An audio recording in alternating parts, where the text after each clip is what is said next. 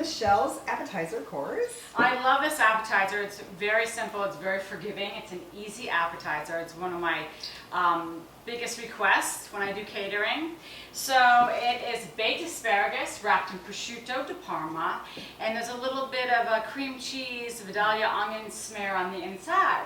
And when cream cheese puffs, it gets nice and light and creamy. It's really lovely. So we're going to start with prosciutto di Parma, and we're going to roll up the blanched asparagus. The cream cheese is room temperature, and you really need it to be room temperature, otherwise you won't be able to smear it on there.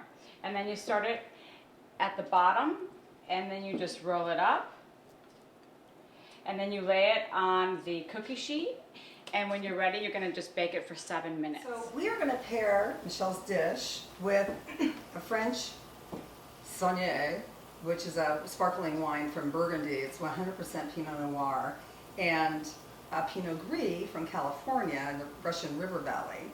Both of those should pair with these dishes, but we want to find out what you think's the best. I love the way the cream cheese just sort of touches onto it. Yeah. With the olive oil, it really is a nice and flavor. it brings it all together. And then you have the asparagus, which is slightly bitter, so you want to think about that in your tasting too. And then you have the fat from the cream cheese, but that all comes into picture when you're doing your wine tasting. Right. These wines pair well with this dish because of the creaminess. Both of them cut through, are highly acidic and can cut through the cheese, and also the prosciutto di Parma to make it a better quality. Absolutely. Rachel, what is your favorite of the two? Can you show me the bottles again for the?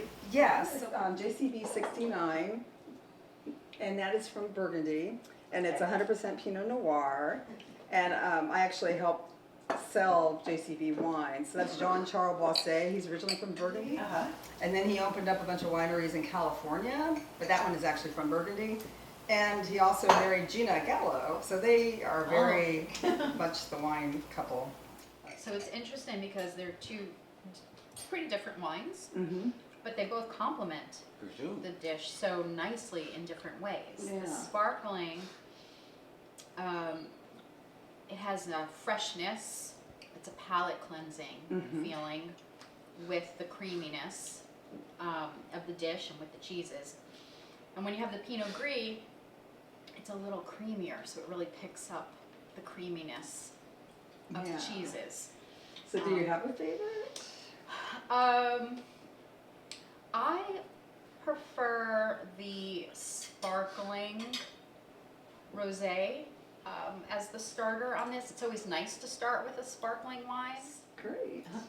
What is your choice, Matt? I would I'll get back to concur. you. I think that the rosé is delicious. I've It really never is. had something like this. It's I not know. quite champagne-y, but it's sparkly. Right. And it has a good flavor, and I think it really, it shares with the flavor of the meat. With the, I think they complement each other, so I'm more of a fan of that. Yeah.